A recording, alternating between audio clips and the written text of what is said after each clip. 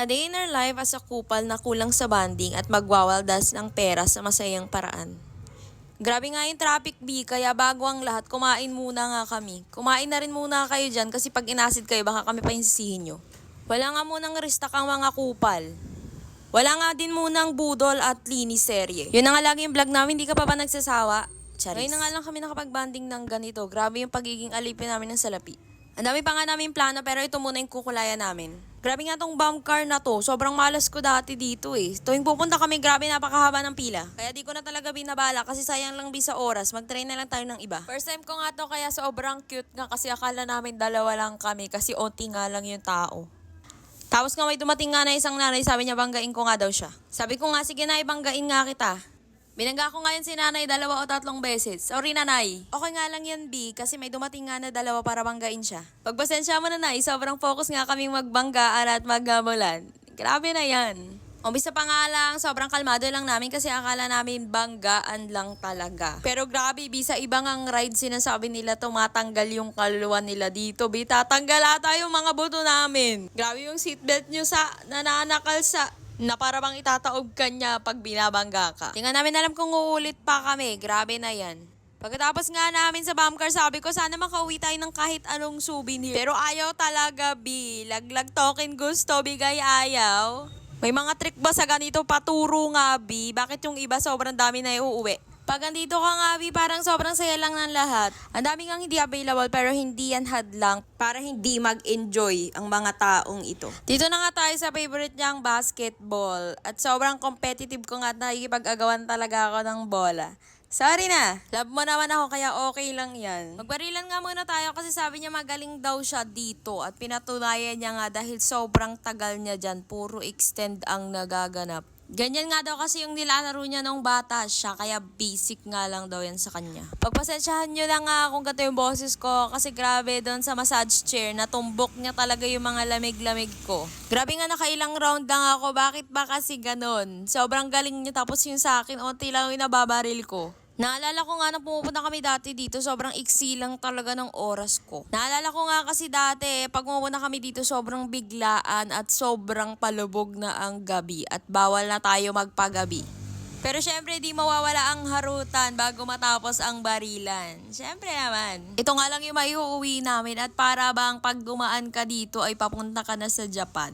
Sabi niya nga gusto niya nga itry dito pero parang hindi naman siya accurate. Bakit pare-parehas? Yaman mo na, itry na lang ulit natin mamaya. Halos onti nga lang yung batang nakikita ko at puro matatanda talaga yung mga nandito. Tuwang-tuwa nga ako dito sa mukha ko kasi nga puro ako bangga sa mga gilid-gilid. Ito nga yung pinaka-binalik-balikan niya na gustong-gusto niya na talagang makuha. Kaso nga lang, sobrang hirap nga daw sabi niya. Ilang beses nga siya dyan nag-try kasi nga sobrang solid talaga ng makukuha. Tamang lakad-lakad nga lang kami at isip kung ano pa yung ine-next namin. And after nga, laban na ulit. Grabe nga dito nung una natatalo niya ako. Grabe, sobrang galing niya sa mga ganito. Ako ewan ko puro bangga talaga yung nangyayari. Parang feeling ko hindi ako pwede talaga mag-drive sa totoong buhay. Hindi ko nga yan siya mahabol. Grabe na sobrang bilis naman niya. Grabe nga yung karakter dito, Bian. Lakas mang asar. Grabe na yan. Grabe nga mag-i-enjoy kapag alam mong sobrang haba talaga ng game. Grabe naman kasi yung iba, onting baril lang, onting sakay mo lang, tapos na. Pero ito, grabe, sobrang haba niya, kaya sobrang nag-enjoy din kami dito. Tawang-tawa nga ako dito kasi akala ko talaga siya yung mananalo, kasi siya lagi yung nauuna, siya yung nang-aasar, yung karakter niya nang-aasar. Pero at the end, guys, ako yung nanalo. Perfect. Ayaw nga talaga na ito magpakuha, ewan ko ba. Dito nga sa binabato na to, ewan ko ba kung may daya ba to, bakit yung isa ayaw. Ang dami nga naming tinry pero yung iba saglitan lang talaga. Grabe nga, sabi niya gusto niya nga ulit itry mag-basketball, sabi ko go, bibidyohan kita dyan. Sobrang ang kinagalingan niya dyan pero yung mga ticket nga kadalasan di namin kinukuha, inahayaan na lang namin yung mga batang nag-iikot-ikot para kunin. Ang gusto nga lang talaga namin ay mag-enjoy at hindi nga namin alam kung kailan ulit kami makakapag-banding dahil nga alipin tayo ng salapi at marami tayong trabaho. May nakakatawang nangyari dito at panoorin nyo muna talaga.